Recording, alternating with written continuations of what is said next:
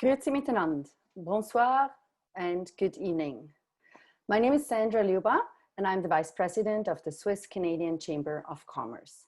I'm the host tonight of the Swiss-Canadian fireside chat we're hosting in a virtual form for the first time called Maintaining the Momentum as a New Swiss Company in Canada. Pandemic Lessons from the Läderach Chocolatier Swiss. But first, let me take a moment to reflect on the last few months, because a lot has happened since then. I hope you and your families are managing, are staying healthy, and adapting to the new way of life. Know that the Swiss-Canadian Chamber of Commerce is here to support you, so please feel free to reach out and we can have discussions. Who would have thought a few months ago when we met at the marché for the fondue night, I think it was in mid-February, how our life would change, how kind of our economy and society would suddenly be faced with all these challenges. Everything we knew suddenly kind of was put on hold. We were not allowed to socialize other than the physical distancing we now can have a little bit more. But I think more importantly is really the impact this had on companies, like no airlines, everything shut down, work from home, no restaurants, and just adapting to new ways of businesses. And I guess with every drastic change in life, I guess it depends on us how we adapt to it. And unfortunately, there will be winners, and there would also be companies which struggle or will be losing, unfortunately. So, but what we want to do is really looking at what we can learn from this time, from reconsidering how we interact with clients, how we do business, and how we find a way of reaching our consumers, and the same on a personal level, how we can do that. And that's the same with this virtual fireside chat. We're trying a new format to reach our members. So I'm very excited tonight that we have actually a really good representation of numbers. Yeah, so it would be nicer to see you all in person, of course. So regarding tonight, I want to give you a little bit an overview of the format. So we will have the fireside chat with the president of Ladra of North America, which is roughly 40 minutes, and we do have a Q&A afterwards as well. You do see, if you're not familiar with the format of this Zoom call, there is a Q&A function at the bottom, I believe, right side, where you can type questions throughout the interview, and but the questions will be answered at the end. So we have a monitor who's kind of monitoring all the questions. So feel free as they come up to type them, and at the end we will do that. But before I kind of jump into it is, I think what I want to share are some fun facts. Many of you calling in might be Swiss or have obviously a Swiss connection. And I'm pretty sure there's not many of you who would say you don't like chocolate. So as Swiss, obviously we have the highest per capita consumption of chocolates. And that is around 11 to sometimes 12 kilo. It is pretty stable, I think, the consumption. While in Canada, I noticed there's actually a big change. So when I searched a little bit, in 2003, we had only 3.6 kilo of chocolate consumption in Canada. And since then, it's now 6.4 kilo, so nearly double. And I believe based on the number of and the size of the country, there's a big room for growth. Regarding Läderach, not sure how familiar you are with the company, but Läderach actually is the largest chocolatier retailer in Switzerland and has over 1,000 employees, 37 nationalities. And what I actually didn't know was that they are in 90 locations across the world. So that was from Europe, of course, to Asia and the Middle East. But only since 2019, they are in North America. And this is, I think, what we really want to talk about it. In Toronto, they are in North York and in the Eaton Center, where they just opened up kind of before everything happened, of course, and also in New York City. And And yeah, so what we will learn during this session kind of about how Läderach, as a company who just came into the North American market months before the pandemic, and months before they had to shut their stores again, how they are kind of managing and what the learning lessons are. And I'm sure for many of you business owners as well, there is parallels and aspects you can learn and take home with you, I hope. One last thing is to all the viewers, please pay close attention to the information shared by Nathanael Hausmann, the president, because there will be a quiz at the end and you can win some delicious Läderach chocolate. So without further ado, let me introduce you to Nathanael Hausmann, who is the president of North America, Läderach. He has been with Läderach since over 3 years. And first in Switzerland for 2 years in the head office, and now since last summer, fall in North America. And he commutes, I think, a lot to Toronto as well, spent a lot of time in Toronto. And his experience previously is in retail, as well as consumer experience, operations, and logistics. And his favorite chocolate, and maybe he wants to tell you about that, but I hear it's the Frisch Schoki almond dark chocolate. So, but let me introduce you now, and without further ado, Nathanael. Can you tell me about the roots of Läderach? Absolutely. So Läderach was founded in 1962 by Rudolf Läderach. It started out as a commercial supplier for the hollow truffle shells then to professional chocolatiers, and became a consumer brand in 2012 under Jörg Läderach, his son, and is now currently in the 3rd generation of family management.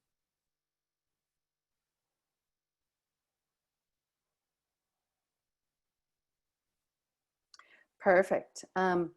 So before we go further, as we have many Swiss Canadians joining tonight, I'd like to touch on something a little bit more sensitive before we go into all the aspects of Läderach in North America. Because Läderach was a bit in the news, especially last fall and in the winter as well. So can you tell us a little bit more about the controversy which was surrounding Läderach at that point? Because of the deeply rooted Christian values and the public appearances of the Swiss owners. Yes, so the personal beliefs of the Läderach family are completely separate from the company and are in that regard unrelated to finances, operations, or the communication within the company. What I think is important to say is that we live our company values, especially also in the North American organization, every day. They are rooted in transparency, in mutual respect with all of our employees, with inclusiveness, but also in diversity. And I am also very happy to have seen this being demonstrated in the recent internal survey that we did, where our employees told us that over 80% of them would feel that their supervisor would care about them and would want them to succeed. Also seeing that we have over 50% of our employees that are people of color, and even more than 70% of our managers are female. Okay, thank you, Nathanael. That's great to hear. And especially, I guess, Toronto being in such a multicultural city and being very open and inclusive, that is great to hear. And also for the Swiss Canadian Chamber, of course, that is an important aspect. Absolutely. So let's kind of, I'm curious to learn more about what prompted Läderach to expand into the North American market in 2019, especially after having expanded into other regions before. But why then, and why waiting maybe for North America until then? I feel it was heavily driven by Johannes Läderach, our current CEO. He took over the management of the company in 2018 with a very strong vision of growth and of expansion on one side. And on the other side, we saw that before we expanded, North America was already the 3rd largest e-commerce region that we had, indicating that we have a strong consumer interest and preference for fresh chocolate, high quality chocolate, and then resulting in a rapid expansion to the US and Canadian market, but at the same time also into the UK in 2019. So obviously we have a lot of chocolate lovers overseas, and that was a big driver in the decision to do this expansion. Do you mind just to expand on the e-commerce? So did they find you in the internet and they ordered from North America over the Swiss platform, or how would that be, kind of, if you already had this? My belief is that we have a lot of consumers that know us from travels, that or maybe have a Swiss background and know us from Switzerland, and also wanted to have us available back home. So they ordered from us. But I think it's a mix between knowing us from Switzerland and having that background, having a Swiss background, and having traveled a lot and bringing home that chocolate from overseas. Okay, interesting. Yeah, yeah. And how did you choose then the locations in North America? Because it's obviously a vast land. Yes, absolutely. So we also, again, looked at where our current clients are already at. Figured that we obviously have a big need and a vibrant place in New York at the East Coast. We also saw that we have chocolate lovers in Canada. We figured out that Toronto is a obviously vibrant city with chocolate lovers and terrific taste, and this led to decisions on where to start out. Okay, interesting. So starting somewhere is never easy, but then especially also without certain brand recognition. So how did you tackle this at the beginning? Like you mentioned some of the existing customers, of course, which have heard from travels, but the big majority of North Americans, they have not heard, I would assume, of Läderach. Absolutely. So you say correctly. I was very happy to see once we opened our first stores that we have a lot of clients that already knew us from travels, from the background, from ordering online. But of course, this is not how we started out. We did also before that strategic relationship marketing. In one hand, every store acts like a local business. And on the other hand, reaching out to key members of the community, like the Swiss Canadian Chamber of Commerce, like the Swiss Business Hub, but also others from the community, and also introducing us at locations and places where it is easy for our clients to find us. So that means in locations where we have a high traffic, an elevated food culture, of course, also making that easy and approachable for our clients to find us and to buy from us and to visit us. Okay, okay. Yeah, you're changing, I guess, the way chocolate is seen probably in North America, because obviously there is big chocolate companies like Hershey's and Mars and so on, but not at all on the same segment, I guess. Yes, I hope so, that we can bring something new to the North American market. How we sell chocolate, our fresh chocolate, selling off the counters with the Frischschoki and with the pralines. Yes. So going back to last year again, when all this planning started, and before you then found your places, started kind of opening up the stores, so everything seemed to go well as planned, at least from the outside it looks like that. But then a big totally unexpected hiccup, no more than a hiccup, came with the pandemic and COVID. Maybe tell us a little bit more about when it first started, on how you reacted to that, because I know Switzerland was a little bit early with closing schools and so on, and I know personally I was kind of questioning, is that really needed? But then suddenly I think a week later we kind of did the same. But just starting a business, this really must kind of take a very different level of anxiety on what to do and how to deal with that now. Yes, thankfully we were a little bit warned from what we saw in Switzerland. but not too early on. So we didn't just had to find out, we had to live through it.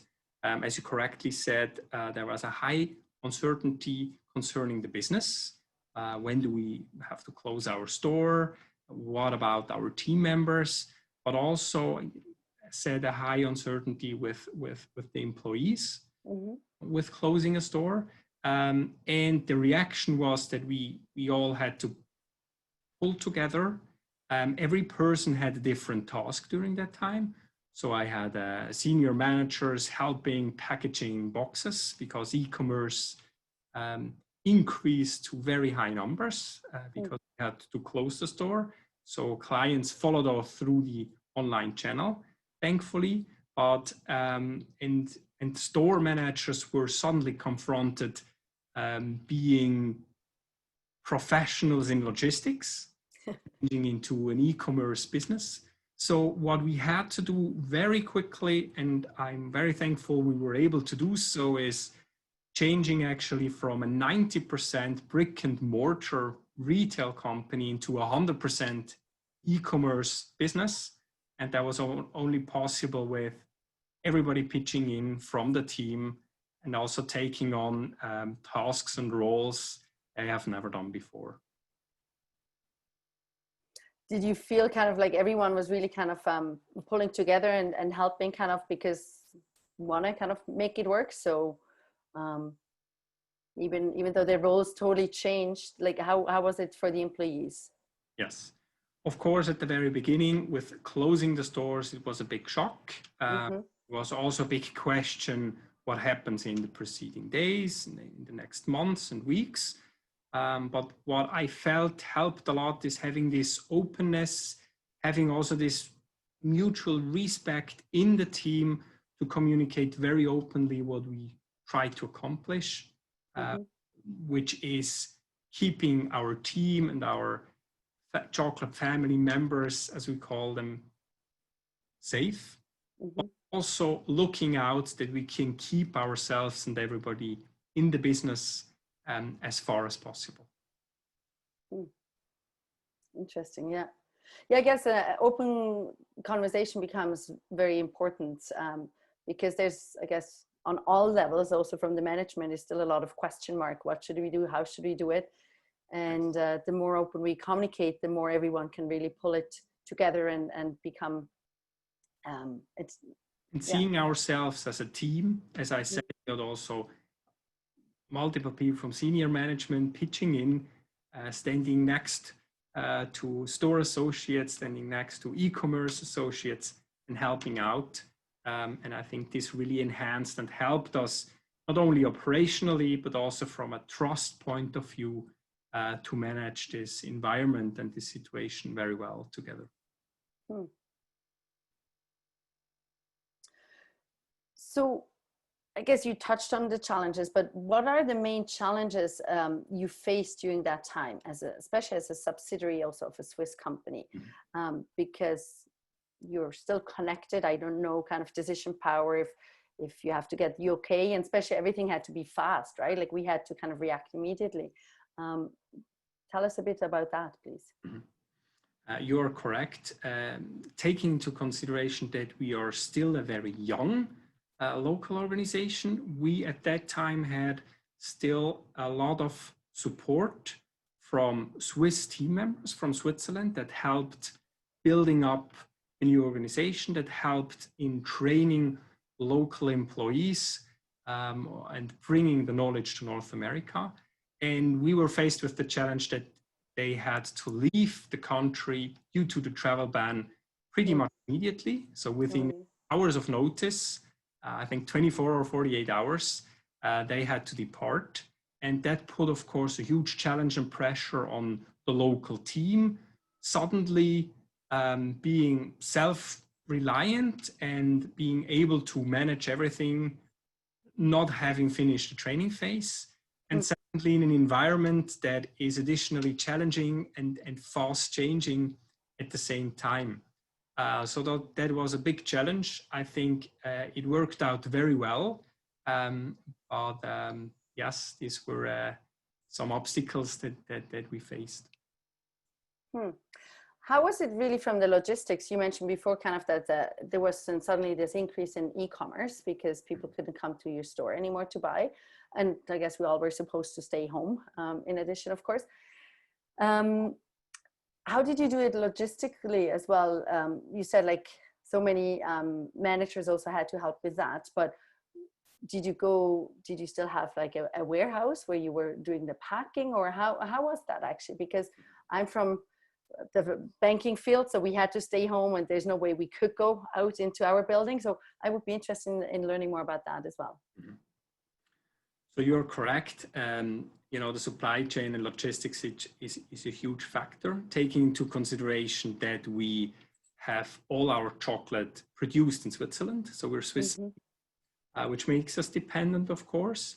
And also the product that we sell, which is the fresh chocolate, the Frischschoki, where we have very short shelf life. So we are dependent on regular deliveries from Switzerland. And yes, we had an interruption in production also in Switzerland.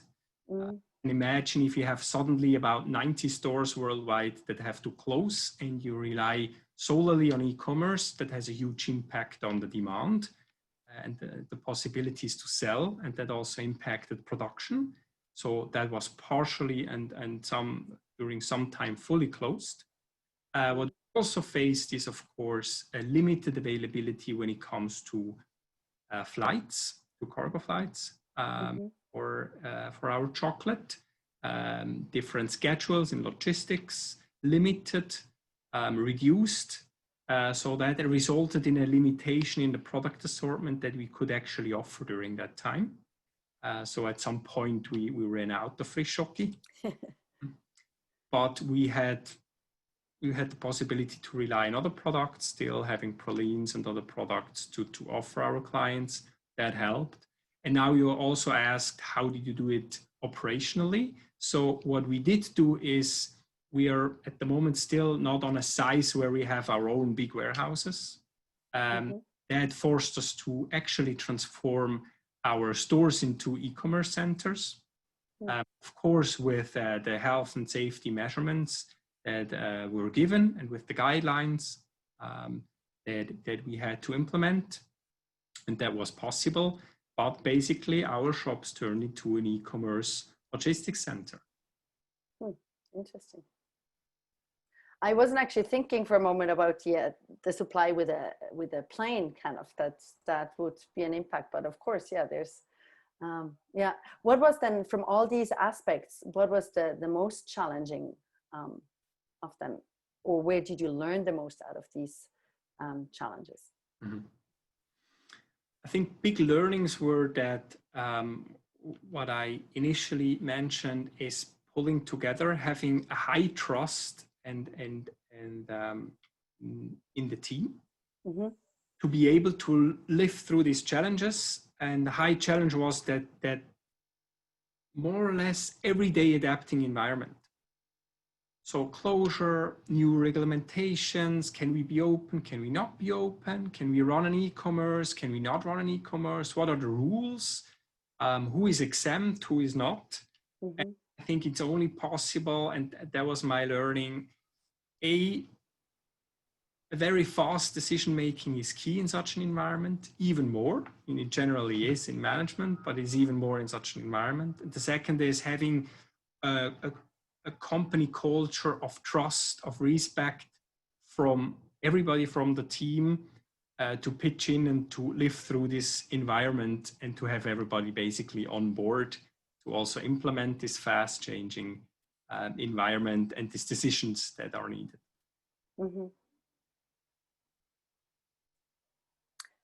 So through all these experiences, did you interact, like, did it change kind of also how you as a subsidiary worked with the parent company? Because I guess in general, subsidiaries, there's a certain kind of politics being played as well, and there's certain decision power which a subsidiary has on a regular basis, while others' decision will have to be consulted with head office. Did that maybe change because of the fast decision approach? No and yes. No, in the way that we already had decided to have a very high level of independence with a local organization. So we were also granted to make fast decisions, to make decisions on our own for the local organization. And I think, again, that was key and needed. Yes, in the way that I think this situation has even intensified and shown even more how important that is to have a high level of independence and a big room for making own decisions locally. Otherwise, it's very hard to make good decisions and to follow a good path from a business point of view, especially in such a situation and environment. So now we're, what are we, 6 months into this pandemic, and I guess, yeah, we're stage 3 now in Toronto. Switzerland has opened up already quite a bit more. Not sure, are your stores open yet? I'm not following all the details of the pandemic and reopening phases. Are they open now? Yes, the stores are open. I think we have, globally speaking, I think we have in the Middle East some stores that still have to be closed. But in North America, we have all our shops open. Of course, only under the guidelines and the safety measurements that were implemented, with sanitation, with masks, with maximum capacity in the store, etc. So that it is possible to have open stores as of beginning of July. Yes. Based on what we've gone through now and the shift you had, the immediate shift to e-commerce, and I guess to some degree also the change in a little bit the mentality of the people, of the consumers, because right now, even though we can go again into malls, but people might still be hesitant. Mm-hmm. Did that change your growing expectations for Canada? It has, of course, changed our timeline. So we had stores planned to be open that were obviously not possible to open during the COVID phase. What has not changed is our belief in the potential of the North American market, and therefore our expansion plans did not change significantly because of the COVID period. The reason is that before COVID occurred, we had seen a very good reception of our products, of our concept with the North American clients and consumers. Mm-hmm. So our products very well received. We saw our concept work very well, and it gives us hope that this current situation, of course, has a huge impact, but that our business model and our strategy works, and therefore we want to continue to pursue what we have planned. And what we also saw and gives us a lot of hope is that our clients and consumers have followed us through into the e-commerce channel, showing us also that chocolate, obviously, and fresh chocolate is still in high need, but we need to adapt, of course, on how it's sold, at least to a part. And this is also the point where we did changes, so we will place a higher emphasis and focus on e-commerce in the future. But I still believe retail will be the main focus for our business still, especially since how our product is sold out of the counter, fresh, pick and choose. And I think this is a very important experience also in the future, but we will build out and add also additional options and opportunities in the e-commerce and virtual field. Okay, yeah. So more than what you otherwise you might not have expanded further the e-commerce platform you already had. Yes, not with that pace, I would assume. Yeah. And also just a couple of days ago, we celebrated our first virtual tasting, the first ever at Läderach. And I think this situation acted as an incubator for finding new ways on how to interact with chocolate lovers and our fans. Yes. Okay, yeah, on that note, I had the pleasure to be a part of this virtual tasting. Wonderful. And yes, it was wonderful. It really was a well done, nice background about the chocolate, how it's made, and I guess educating kind of on how to really, how the cacao is different and to enjoy it in different ways than maybe the majority of North American have done in the past. Absolutely. Very happy to hear that.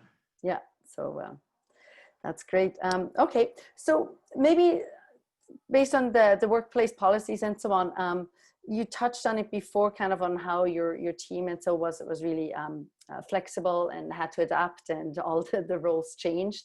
I guess I think in general nowadays, like flexibility and adaptability is key in a company to succeed long term. And that goes for all levels. But has the pandemic affected your long-term plans for your workplace policies?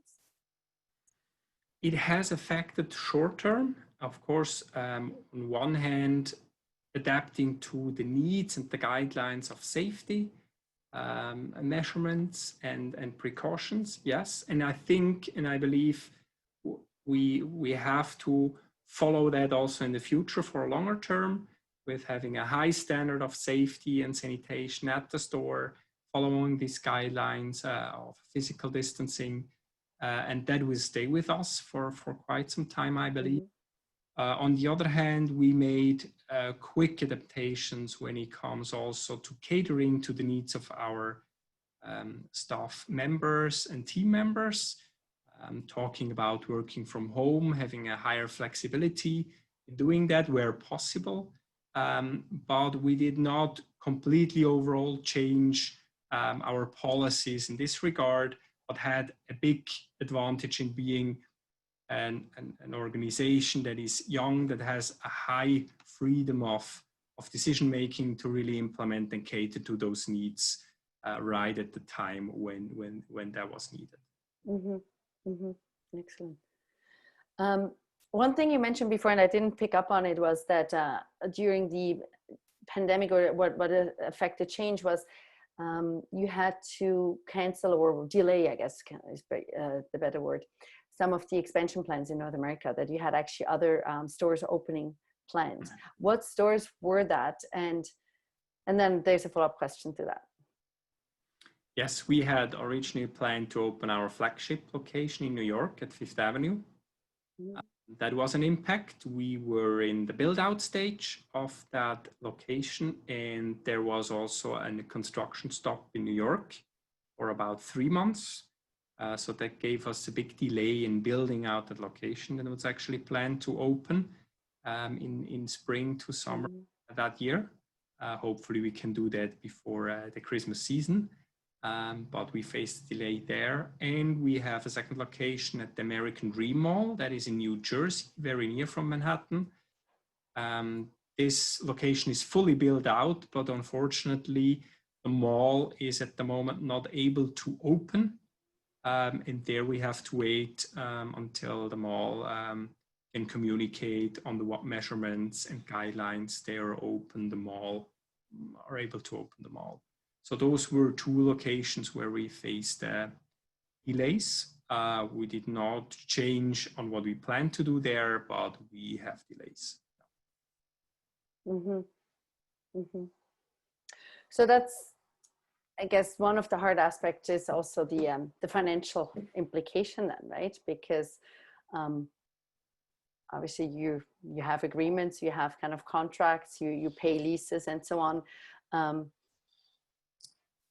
Is there anything you can share kind of based on communicating with your contract partners on finding solutions to kind of trying to get a win-win? Because I'm seeing it with restaurants, for example, right? Like if they can't survive, then the place becomes vacant, which doesn't help the landlord neither.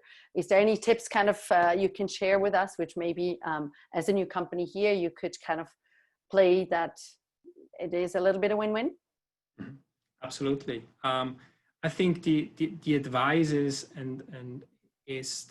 that we get in contact with all the major players we have leases or we have contract with. Everybody is facing the same situation.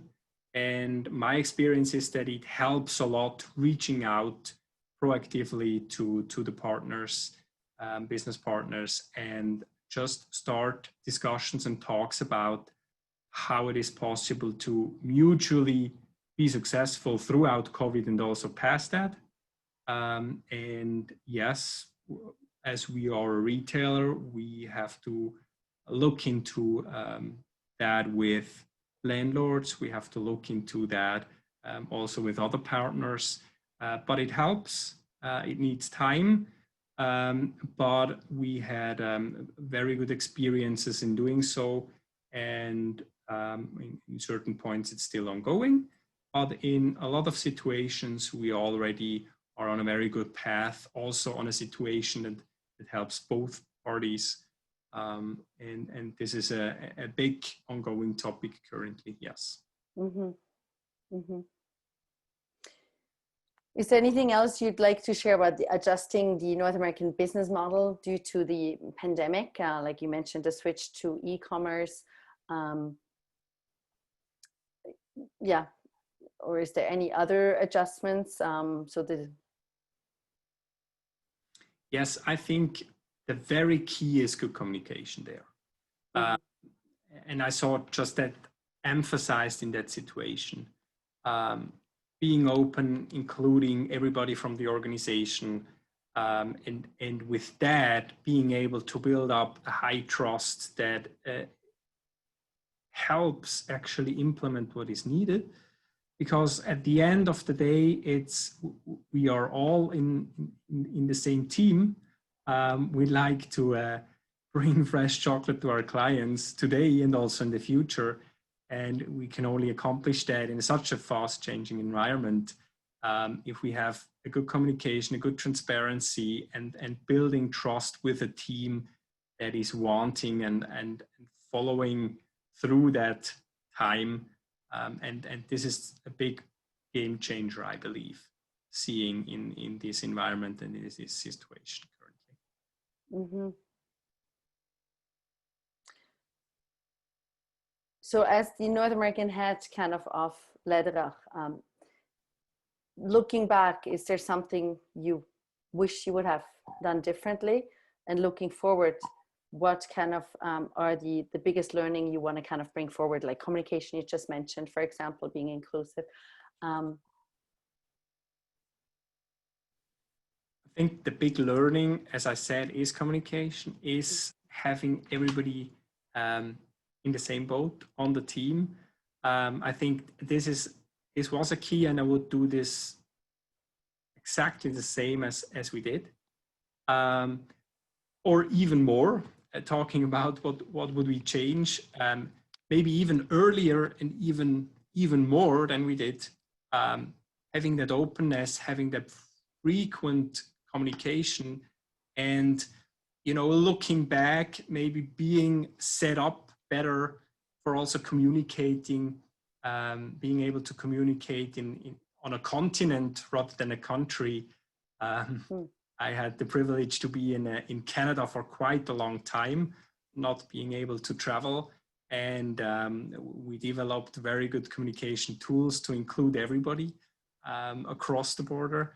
But looking back, maybe that's a big learning to have a setup of communication that works better remotely and then therefore is better to implement faster in such an environment.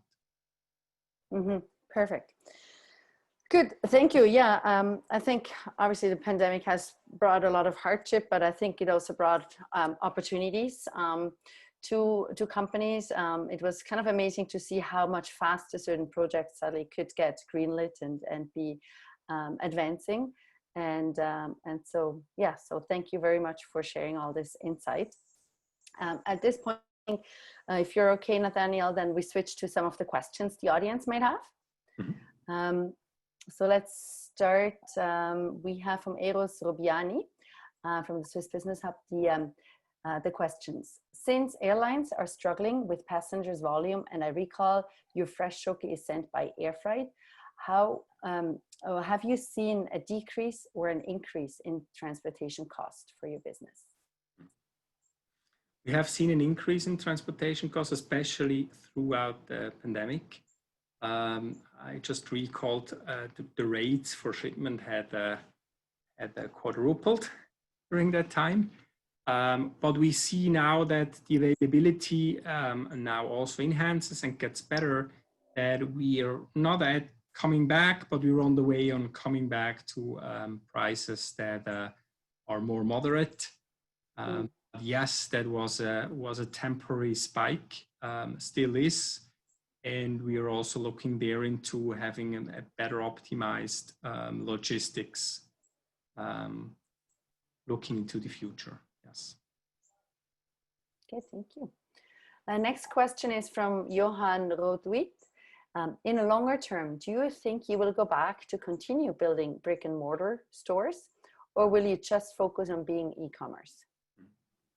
I have a strong belief that for the concept that we have, we need the brick and mortar stores because in our concept, chocolate is not just sold from the shelf.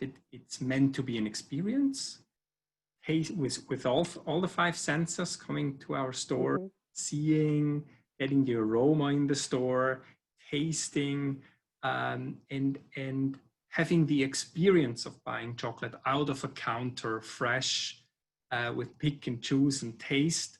So I think brick and mortar will be a key pillar still for Läderach. But what I see at the same time is that the significance of e-commerce and this combination gets more important. Talking about virtual tastings, talking about e-commerce that is easier, and talking about options, more options of lower contact, such as Uber Eats, curbside pickup, and the like. So on the bottom line, I think, yes, brick and mortar are key still to our concept, but to a larger extent, if clients cannot come out to our store, we have to basically bring them the chocolate more easily to them. Yes, yeah.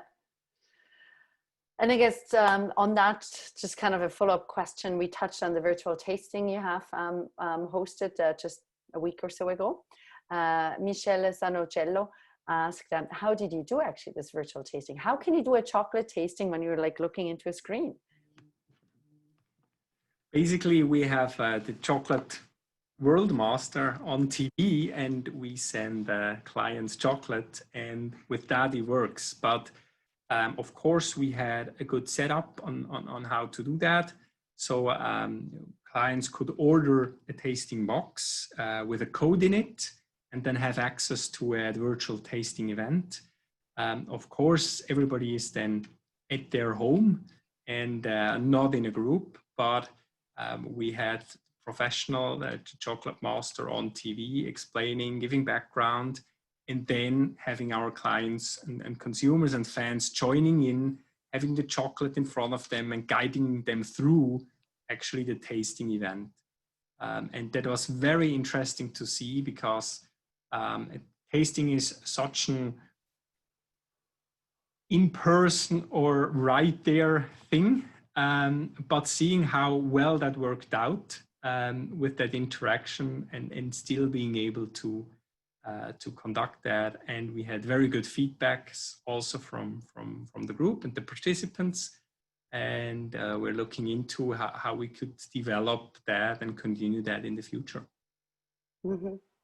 Yeah, it was really it was very well done because it was the same, exactly the same packages like Elias Ladra had, the chocolatier master. He provided the background, of course, on how it's made.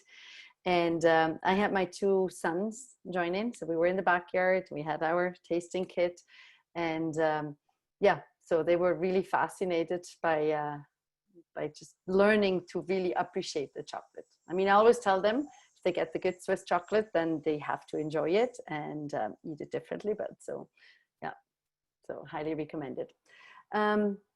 There's another follow-up question from Eros. Do you already have a digital marketing strategy to promote your products? He's thinking of social media, influencer, and so on. It's a difficult field for food companies because of the relation consumers have with the products and less with the brand. since the name is not as visible as, for example, clothing or apparel.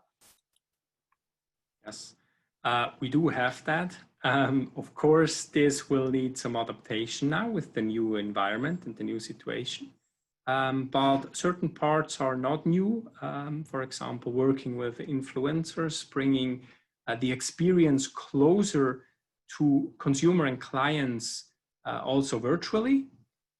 So the good news is that we already have implemented some parts of that strategy before COVID and can now build up on that and expand on that even more to react and being able and reachable also in this new environment.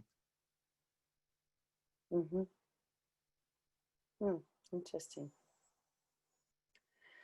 Yeah, like, I mean, it's at least one good thing is that the pandemic happens now and not 10 years ago. Or, yeah, even longer. What would we have done? Because none of the businesses would have been set up really to kind of survive and go digital and e-commerce in such a quick manner. Yeah. Well, thankfully, we have this big opportunity. And as you saw in the virtual tasting, I'm very happy that it also can be such a great experience, even though it's virtual. Mm-hmm. Mm-hmm. Yeah. Just as a quick reminder, if you have questions, there is the Q&A, I believe, to the right side of your screen. My screen, it looks a little different. And but type it in there and then we can answer questions. So we do have another question from Mechtelt Facundo. Sorry if I mispronounced the names. With such a diverse workforce selling a typical Swiss product, what are you looking for in a new team member? And what do you focus on in your onboarding? We need an absolute chocolate lover and who are you know, delighted in bringing that to clients and sharing that passion in sales, but also about the chocolate in the store. And I think this is the most important, you know, and even having this diversity of background even helps because also our clients come from very diverse backgrounds and it is always about the same what, which is the love for chocolate, but it can be different in the how, on how we talk about it. And the more diverse our workforce is, the more hows we have to bring that chocolate love to our clients and have a mutual, share this mutual love of chocolate and enjoying it. When you answered it, just came to my mind like the Pepsi Coca-Cola tester. So if they have to kind of, if you blindfold them and you give them a Hershey chocolate and then a Läderach chocolate and they have to explain it or something. Yeah, kind of tasting or testing them on their taste abilities. Maybe we can do that in the future. You know, our vision is to be the reference brand for high quality Swiss chocolate and fresh chocolate. But if you give us some time to build that up, maybe we can include that in the future. Perfect. As a test. We have another question from Vince from Vancouver. Thanks for joining. Can you remind us where and how to order your shoki? Very important question. So. Absolutely. So we have the ladrach.com webpage with a web shop where you can order online. And from certain stores, we also offer pick-up at the store if you're close to one of our stores. I believe with the gentleman that's not possible, so probably he has to rely on the e-commerce, our web shop, ladrach.com or ca.ladrach.com to see our big assortment and to pick and choose. Yes. Perfect. I think these were the questions. I hope I didn't miss any. So if there's any more questions, that's your last chance for questions to have. I think overall, as briefly mentioned kind of at the beginning part, obviously the pandemic has brought for many of us very difficult times on a personal level, but as well as a company employment, loss of employment, and so on. But I always try, I'm more the optimist, and it seems you're the same, looking on the positive. Okay, it's not a good situation, but what can we do? Well, we can't change it, obviously. And that's really one thing I kind of really enjoy kind of seeing on how, to some degree also like simplicity, people enjoy the parks more. They couldn't go out and socialize, but they could do on camping chairs, physical distancing in the park, or these little things. And from a business level, just kind of seeing, thinking outside the box, new opportunities. And I think you've done a really great job in coming up with solutions and e-commerce, virtual tasting, and still engaging your consumers and growing, I guess, the awareness and the brand in this market. And yeah, so I think that's great to hear. So regarding the quiz we mentioned early on, I hope you all paid attention. And so the quiz, I'm just checking. There's one more question, sorry, 1 second. The sale numbers, we did not touch on the sale numbers. Yes, so from Lisa, how does COVID impact your sales? As said, as we have a big focus on brick and mortar, it obviously impacts our sales heavily. But it is different concerning the time and also the location. We saw a high impact where we have locations primarily where tourists and commuters are clients and visit us. We had a far lower impact in locations where we are more reliant on residents. So that changed depending on sometimes the country, but heavily about the location.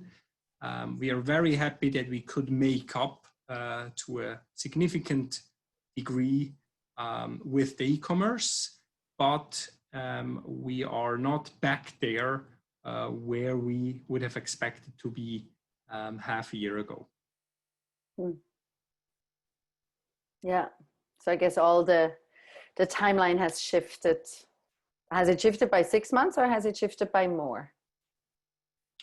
We will find out. Okay. Or we have a positive coming back also in the countries where we have reopened several months ago now. Mm-hmm. So Switzerland was about starting in May, and we see better and better and better numbers there as well as in Germany. In North America, we were able to open about 1.5 months after Switzerland. So we are still on keeping up and getting there. Mm-hmm. But roughly, yes, the closing period, depending on the country, was 3 to 4 to 6 months from the impact. And we'll find out and see in the future how this develops. Perfect. Couple more questions came in. Who is your main chocolatier making the chocolates? We have the full supply chain in-house. So everything that we produce at Läderach from bean to bar.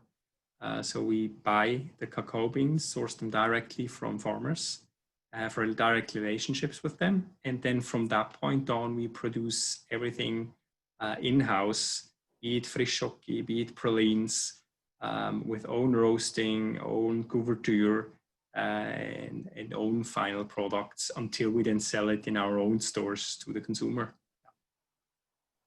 Okay, perfect.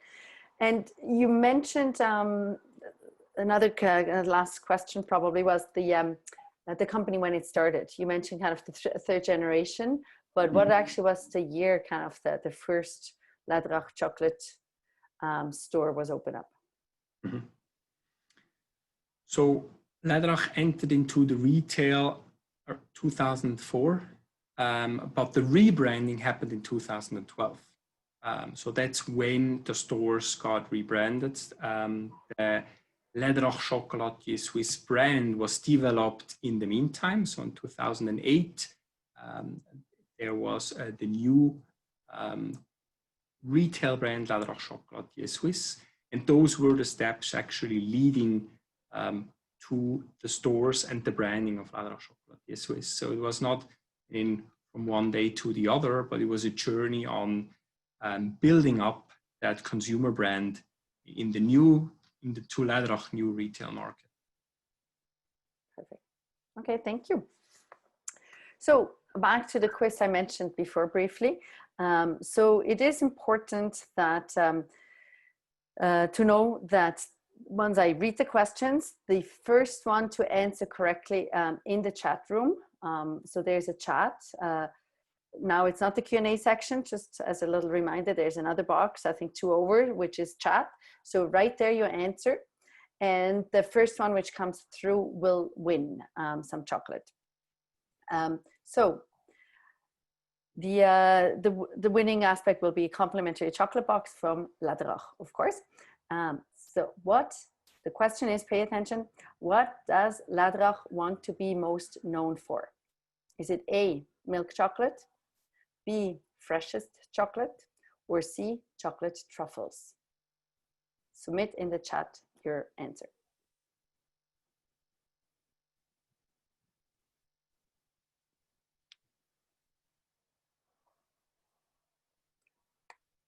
I don't know, I guess Ryan is monitoring it, so we'll let you, should I see it as well?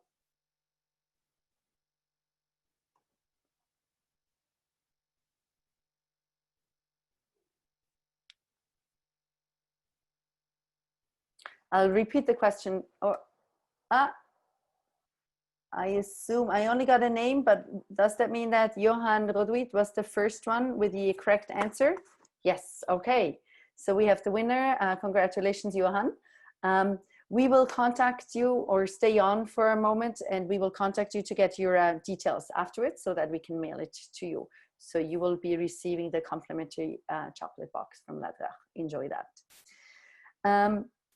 So that brings us to the conclusion, pretty much on Swiss time, I guess. So yes, so thank you very much, Nathanael, for all your information and sharing so openly with us about yeah, this time of opening North American business for Läderach, but also with it the challenges, the struggles, and the learning. So we really appreciate that. So thank you. And to the viewers, thank you for making time on a sunny what do I want to say? Summer evening, sorry.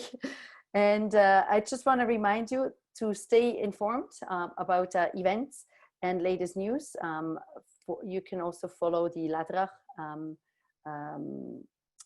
address, which is at Läderach_NA for North America. So to be specific, what they are happening with new stores and so on. Or what they actually also have is, if you're looking for a boost, there's a chocolate hotline you can call, and they can let you know how you can connect certain chocolate with your safe private chocolate shopping experience, or any chocolate device, how you can pair chocolate to your afternoon tea and so on. So that's kind of an interesting aspect as well. So you find information on their Läderach website. And with that, I think we will conclude the call. Don't know if you want to say something, Nathanael, but I thank everyone. Thank you very much for having me. Our pleasure. Okay, so thank you very much. And oh, the answer maybe, yes, I did not share the answer for everyone. Of course, from the quiz, Läderach wants to be known about the freshest chocolate, so the frisch Schoki. So go and try it, and I wish you all a good evening. Thank you.